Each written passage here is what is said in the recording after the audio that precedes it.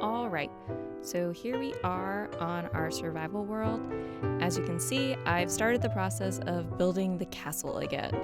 So if you watched me when I beat the Ender Dragon in my hardcore world, I decided that I was going to eventually build a cool castle, kind of based off of the Temple of Time in Breath of the Wild, I guess, is type of build. So I unfortunately lost that when I died in my hardcore world. So now that we can die and respawn to our heart's content in survival, I wanted to finish the castle because I was never able to actually finish fully building it. So I figured this was the best time to do it. I thought about putting it up on top of the mountain that's next to it, but because this is where my iron farm is, I figured it would be better to just kind of stay in this general area, at least for now. Maybe move further out as it goes. I also kind of, in the hardcore world, I build a large window kind of at the end of the block or end of the castle type of thing, and I liked the potential view, if I could say that the valley that my village kind of lands in, I kind of liked the view out there a little bit better. I did adjust the general build for this one.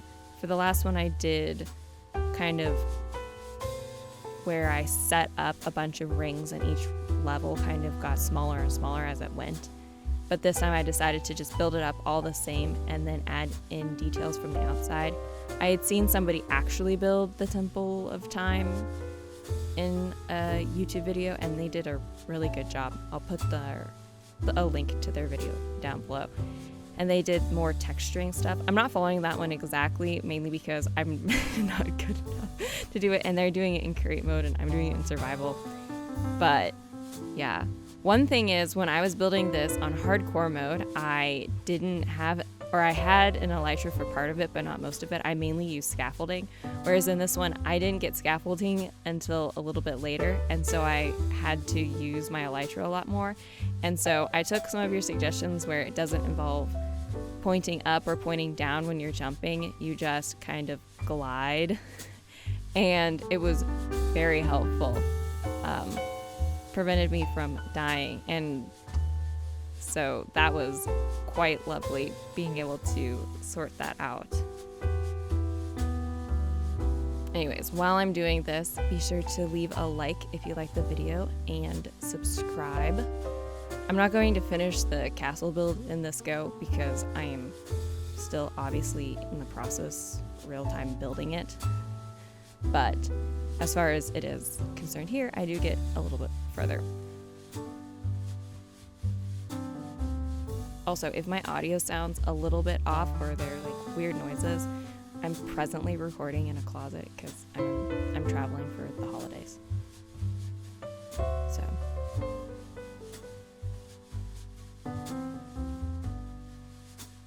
the biggest issue I ran into this was the fact that I would count up because I'm doing the pillars. I think these ones are 18. And I'd get to the top and all of a sudden I'd be like, wait, I lost count. Did I start on 1 or did I start on 2? And then once I did the side pillars, I decided to pillar up or tower up the window areas to try and figure them out. As I'm right here, I'm trying to count how many down I am and how many up I've gone. But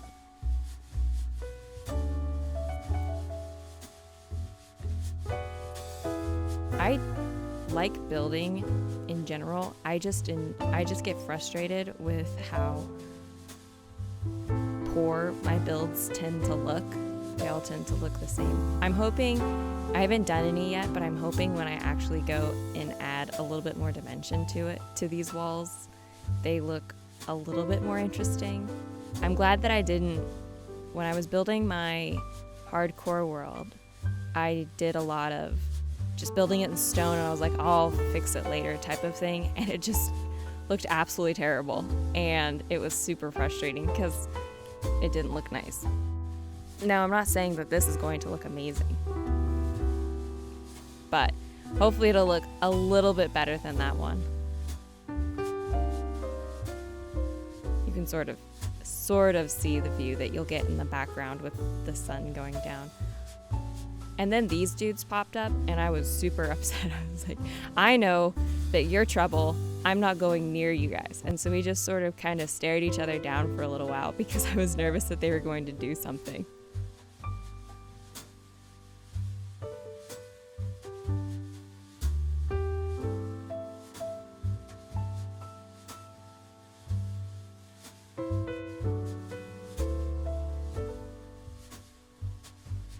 Update on the slime farm.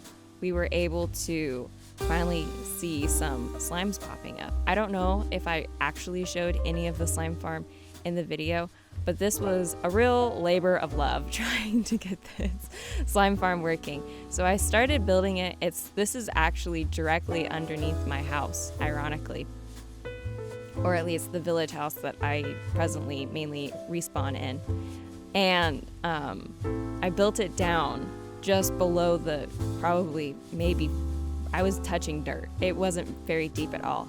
And it was super frustrating because I wasn't getting any slime. So I was like, fine, I'll just start digging down. And I would just constantly dig down for a while. Then I wouldn't get any slime. And then I would dig further down and I wouldn't get any slime. And so this is finally giving us some slime.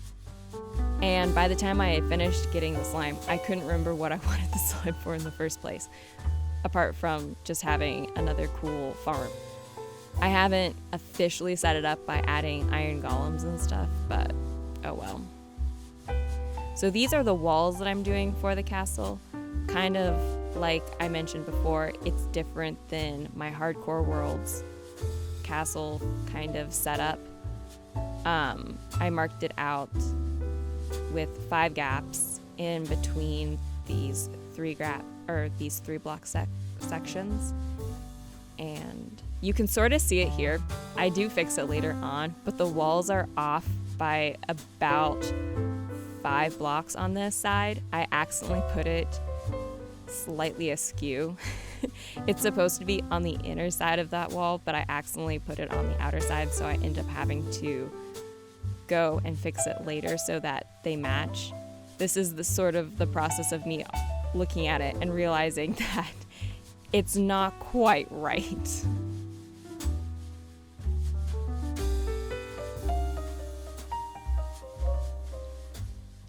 After I realized that I was going through a whole bunch of stone, I decided that I was going to make a stone generator. I guess it's also sort of a cobblestone generator, but I mainly wanted stone. So I watched a video on it, and so you take a bunch of chests and you put all these different hoppers on it, and you kind of build this little square area around it. The video explains it and is much prettier, but I'll explain it for the sake of explaining, sort of. Anyways, and you build this little area around it, and then you grab out a set of stairs so that you can waterlog it or create a water source. This is I know you guys have seen it before, but this is kind of where I'm putting all of my tiny little farms. So you've got your lava farm over there. You've got a couple of like smelters, my pumpkin farm, and then the sugarcane farm that does not produce nearly enough sugarcane. I think I'll probably expand that later on.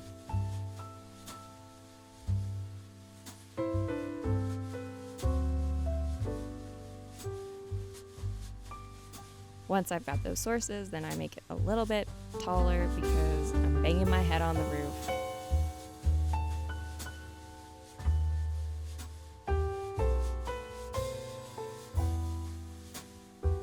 When I was digging out the slime farm, I was saving all of the stone, so it wasn't like I was digging out large sections and then just abandoning it to despawn. Because I knew that from the beginning, I knew that I wanted to make the castle again, and so I made sure that I had kept all of the stone so I could use it later. And I'm also using the stone cutter so that I'm not losing unnecessary stuff. Once you add in the lava, you kind of poke your little hole here. And I started doing that and then immediately realized that I clearly did not pay attention to the tutorial well enough, because I forgot to make the sign in order to keep the water from knocking me over.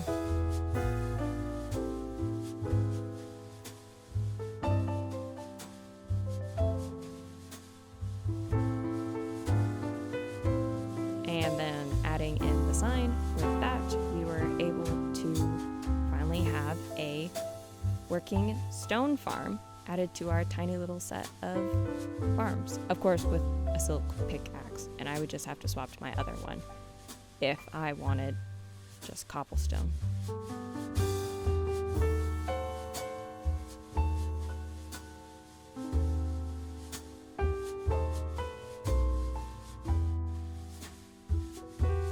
And I like how this one does it for all.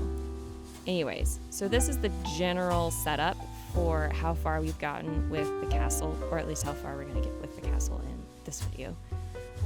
If you have any suggestions on things that I could do to improve, or kind of some fun ideas, let me know down in the comments down below. And I guess I will catch you guys later. Thanks. Bye.